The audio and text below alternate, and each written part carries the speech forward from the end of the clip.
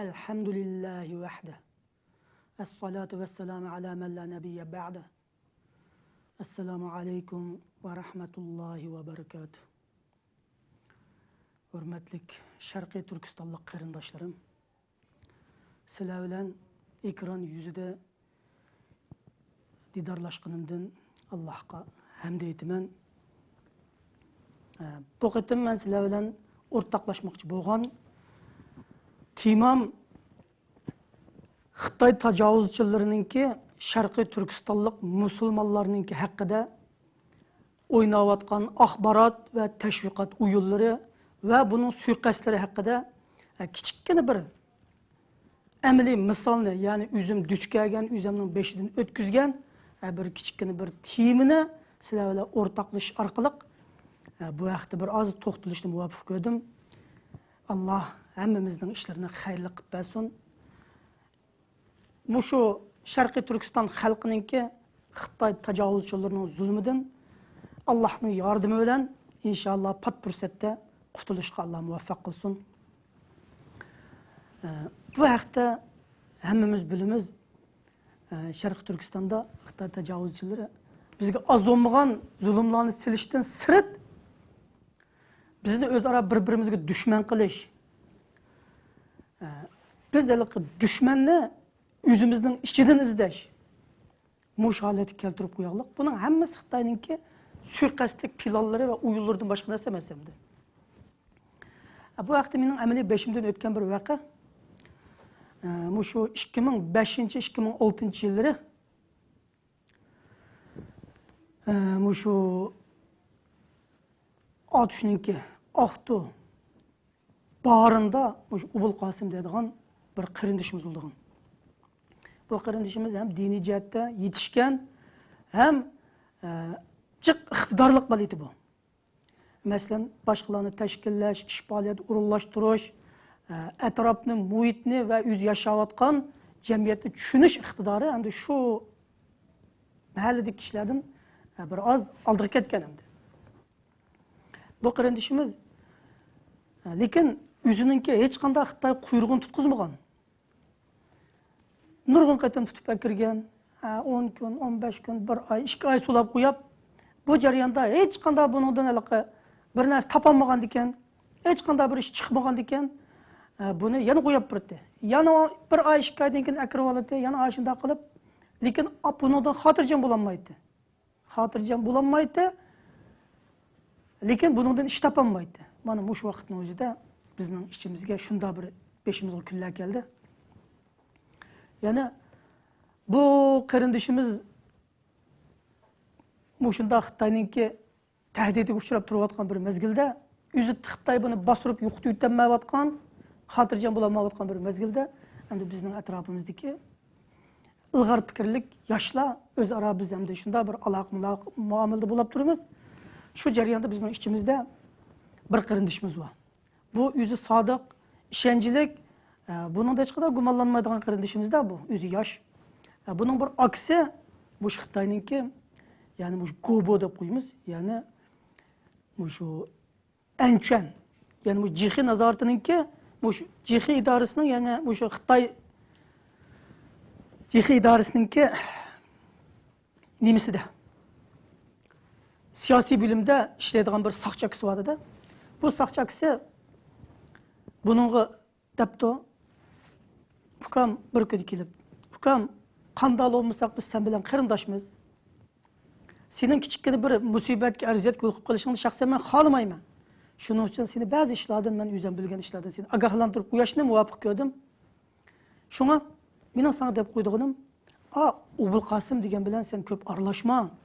O sana bu deb sana yetaklab, sana tabliq qilib so'zlab yurgan bilan o bizning odam o.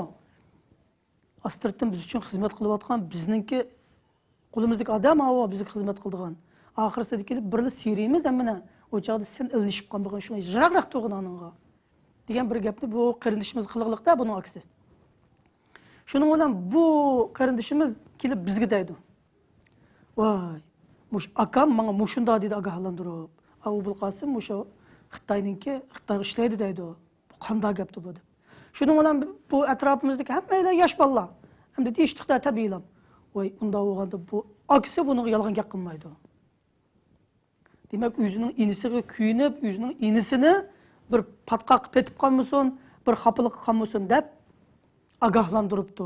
Demek bu ras bu. Abul Qasım elbette bu Xitayning idim ekanligi ras bo'lishi mumkin. Degan mushu gumon kallamızga kelayotgan bir paytda tuyuqsiz bu Abul Qasım her heptada bir ikki qatim bu mahallamizdagi Xitoy saqchixonasi, ya'ni Peysuga heptada bir ikki qatim chaqirtilib turdi-da. Chaqirtilib turish jarayonida yo'lda bizning qarindosh bolalar, bizlar uchqab qolamiz. Voy, assalomu alaykum va alaykum assalom. Nega maqdingiz? Voy, ma kapir guli chaqiribdi ekan. Ba'misam yana kechdi kelib, apirib, yana 15-20 kun bir oy avvar qiladi, uni bilaman. Chaqiribdi, nima deydi gibi berib keladi deb chiqdim. Deb mang'irni ko'rimizda haftada bir ish qildim. Shuning bilan kechdi bu yenib keldi, uyaga berib. Kechdi yenib kelibdi, shu oqshomdalar, shu 2-3 kun jarayonida bu Abul Qasım bilan ko'rishgan, yo'lda salomlashib qolgan, o'qilgan, muomala qilib qolganlar bolalar. Shu Peysudan kelgan kuni oqshomdalar uylarga bostirib kirib, bu elaqa ko'rishib qolgan bolalarni bostirib kirib, elib tutib chiqib ketganlikda. Bu ish necha oy jarayoni davomlashib, shu Abul Qasım bu munosabatni ko'rishgan, gap so'zni anglagan bolalar shu mahalla atrofidan 20-30 tak bolalar shu shunda holatda kechildi tutilib chiqib ketgandan keyin umumyuzlik biz qarindoshlarimizning orasida mutlaq bir fikrga umumlashtirilibki, Abul Qasım haqiqatan Xitoyning josusi ekan, Xitoyning odami ekan.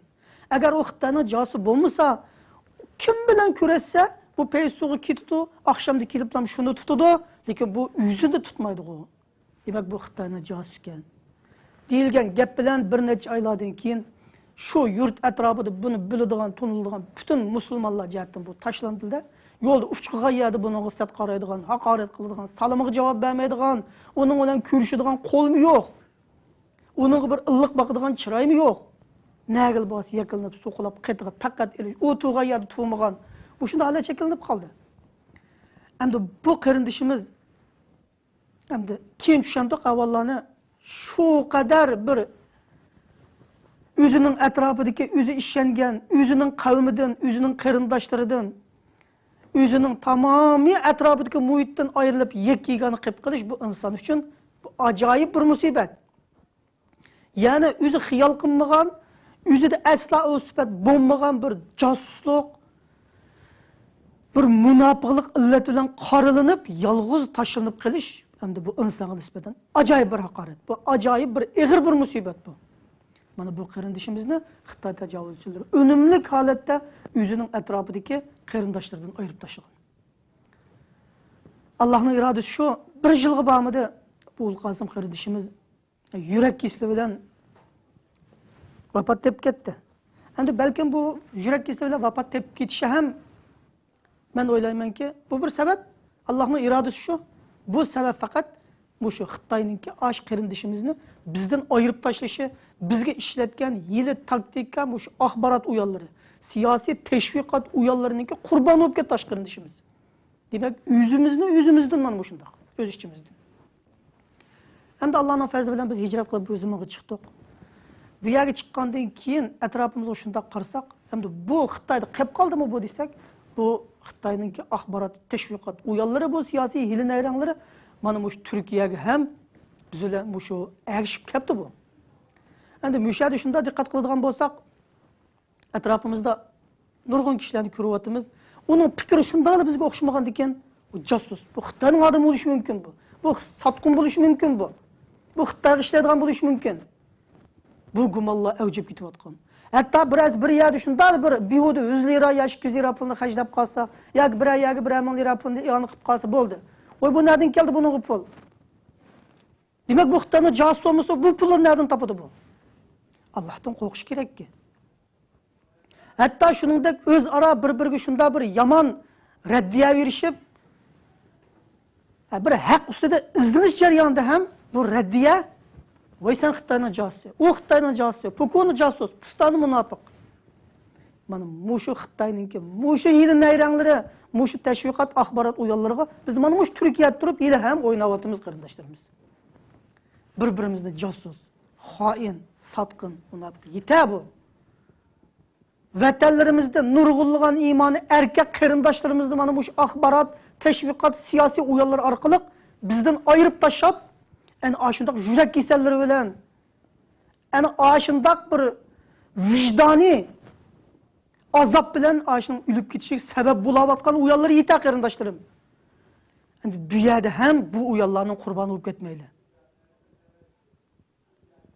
Endi mening inshaalloh Alloh bundan keyin yana ham bu suhbatlarimizni, bu uchrashishlarimizni Alloh davom etib berar.